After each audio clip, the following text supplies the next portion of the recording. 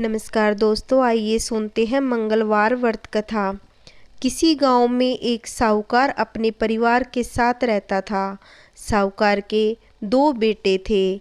बड़े बेटे का नाम रमेश, छोटे बेटे का नाम राघव था। उसकी पत्नी नंदनी हनुमान जी की अनन्य भक्त थी। वह हर मंगलवार हनुमान जी का व्रत रखती थी।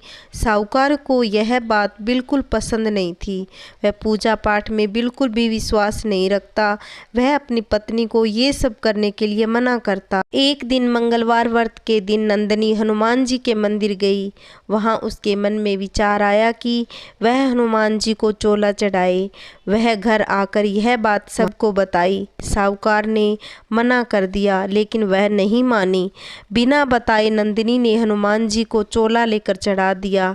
जब उसके पति को यह बात पता चली, उसने बहुत गुस्सा किया। उसकी पत्नी और बड़े बेटे रमेश को घर से निकाल दिया। वह गांव के बाहर एक झोपड़ी में रहने लगे, लेकिन उनके पास खाने को कुछ भी नहीं था। दिन वे दोनों भूखे ही सो गए। अगले दिन नंदिनी का मंगलवार का व्रत था, लेकिन घर में कुछ भी खाने को नहीं था, तो रमेश ने भी व्रत रख लिया। शाम को हनुमान जी के मंदिर गए।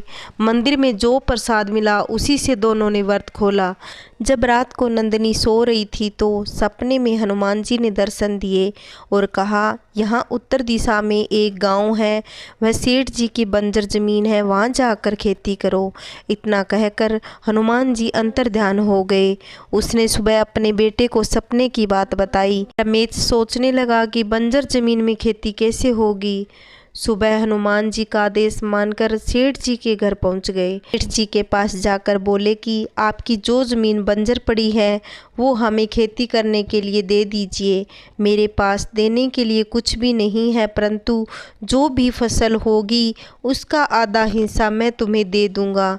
सेठ ने उन्हें बहुत समझाया कि सालों से यह बंजर पड़ी है, इसमें कुछ नहीं होगा, पर रमेश के विनती करने पर सेठ जी मान गए। रमेश ने उसी दिन से खेत जोतना शुरू कर दिया, लेकिन बहुत मेहनत करने के बाद भी जमीन उपजाऊ नहीं हुई।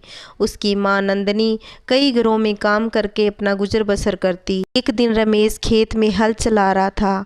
उसका एक जगह पर हल अटक गया। उसने हाथ से खोदा तो एक मटकी निकली, जिसमें सोने के सिक्के भरे थे। रमेश को समझ आ गया कि हनुमान जी ने क्यों उसे बंजर जमीन में खेती करने को कहा।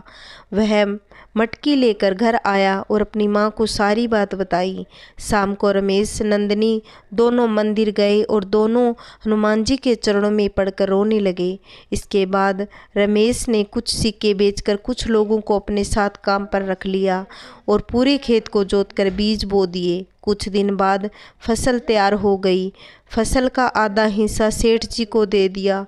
तब सेठ जी ने कहा, तुम इस खेत को खरीद लो, तुमने बहुत मेहनत की है। दिन बीत जाने के बाद रमेश ने बहुत तरक्की की। उसने बहुत बड़ा घर बनवाया और उसमें घर में ही हनुमान जी का मंदिर बनवाया। रमेश अब हिसाब किताब देखने लगा। खेतों में नौकर चाकर रख लिए। उधर साहूकार पर हनुमान जी ने कोप किया और साहूकार के घर चोरी हो गई। उसके खेत बंजर हो गए। साहूकार और उसका बेटा उसी गांव में आए जहां रमेश और उसकी माँ रहती थी।